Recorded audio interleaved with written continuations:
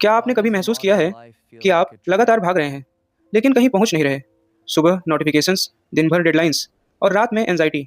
और सबसे अजीब बात, किसी ने आपको ऑफिशियली कैद नहीं किया है, फिर भी आप आज़ाद महसूस नहीं करते। 100 साल पहले एक आदमी ने इस इनविजिबल प्रेशर को समझ लिया था। उसका नाम था फ्रांस काफ्का।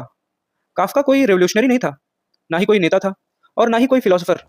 वो बस एक इंश्योरेंस कंपनी में एम्प्लॉय था, जो हर दिन पेपर वर्क में दबता जा रहा था। लेकिन उसी मोनोटोनियस लाइफ के बीच उसने मॉडर्न सोसाइटी का सबसे टेरिफाइंग ट्रुथ देखा। काफ्का ने देखा कि इंसान को हमेशा चेंज की जरूरत नहीं होती, कभी कभी सिस्टम ही उसको बांधने के लिए पर्याप्त होता है। और यही कारण है कि आज काफ्का पहले से भी ज़्यादा रिलेवेंट है। काफ्का की स्टोरीज में जेल दिखाई नहीं देती, लेकिन उसके कैरेक्टर्स हमेशा ट्रैप्ड रहते हैं। और यही मॉडर्न लाइफ की सबसे डेंजरस रियलिटी है। आज लोग फिजिकली फ्री हैं, लेकिन मेंटली बिल्कुल भी नहीं। एल्गोरिदम्स डिसाइड करते हैं आप क्या देखेंगे, कंपनीज डिसाइड करती हैं आप कितना प्रोडक्टिव हैं, और सोसाइटी साइलेंटली डिसाइड करती है कि आपकी वैल्यू कितनी है। सब कुछ नॉर्मल दिखता है, लेकिन कंट्रोल इनविजिबल हो चुका है। काफ्का की एक फेमस नॉवेल द ट्रायल, उसमें एक आदमी की कहानी है जिसे अरेस्ट किया गया है, लेकिन उसे कभी बताया नहीं जाता कि उसका क्राइम क्या है।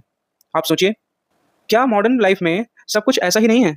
आप कॉन्स्टेंटली जज्ड फील करते हैं, career, money, social status, body image, लेकिन रूल्स कभी क्लियर नहीं होते।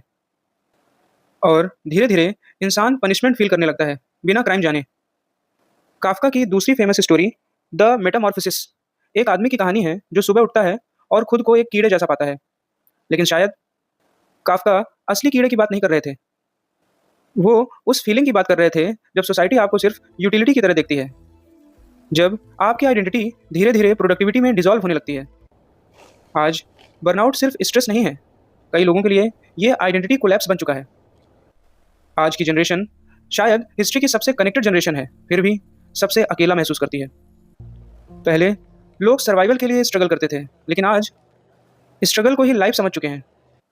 High competition, economic uncertainty, digital compromise और कांस्टेंट परफॉर्मेंस प्रेशर।